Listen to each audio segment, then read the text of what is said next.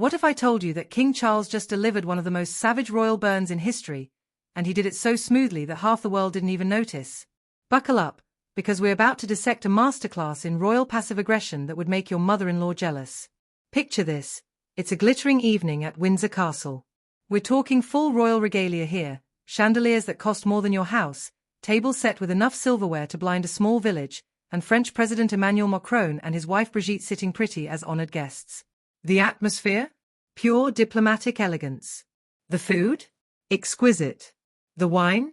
Flowing like the Thames after a storm. But here's where it gets juicy. King Charles stands up to give his speech. Now, you'd expect the usual diplomatic pleasantries, right? Thank you for coming. Wonderful relations between our countries. Blah blah blah. But Charles? Oh, Charles had something else in mind. He starts off innocent enough. The castle in which we meet this evening was begun by my ancestor, William, Duke of Normandy. Then comes the kicker. It is perhaps rather appropriate that my son, the Prince of Wales, who shares that earlier William's name, has made Windsor his home with his family.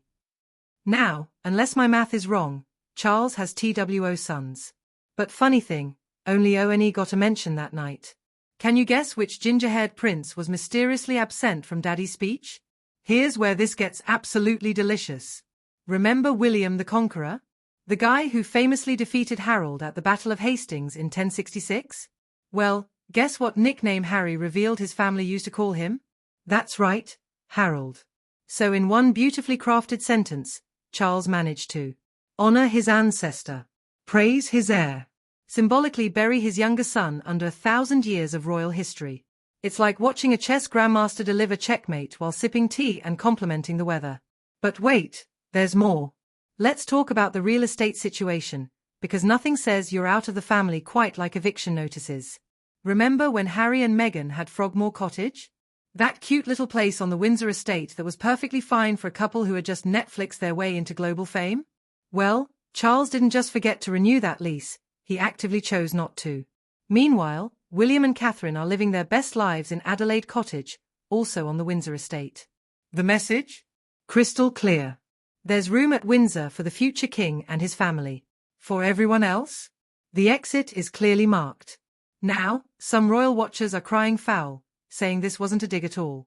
One fan insisted, this has absolutely nothing to do with Harry. It's just a comment on the history of the castle and the irony of present-day William living at Windsor while his ancestor made it his home as well. And you know what? They might be technically right. But here's the thing about royal communication. It's never just about what's said. It's about what's not said. Think about it from Charles's perspective. He's been waiting his entire life to be king. He's watched his mother navigate decades of family drama with grace and steel. Now it's his turn, and he's got a son who's been publicly airing the family's dirty laundry on every platform from Oprah to Netflix. This wasn't just a speech, it was a statement. A perfectly crafted, diplomatically wrapped message that said, I know exactly who my allies are, and I'm not afraid to show it. Here's what's brilliant about this whole situation. Harry's absence from the speech was louder than any Netflix documentary, more pointed than any tell-all interview, and more effective than any podcast rant. Because when you're pointedly not mentioned at a state banquet where your brother is specifically praised, that's not an oversight. That's a choice. A very deliberate, very public choice. This moment represents something bigger than just family drama. It's about the future of the monarchy. Charles is making it clear that the institution will survive and thrive, with or without certain members who chose to step away. He's drawing lines in the sand, but is doing it with such royal finesse that you almost have to admire the artistry. No screaming matches, no public feuds, just carefully chosen words that hit harder than any angry outburst ever could. And somewhere in Montecito, you just know Harry felt that burn.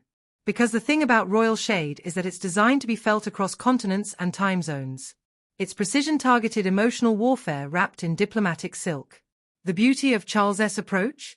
He gets to look like the dignified king while delivering a message that's absolutely unmistakable to anyone paying attention.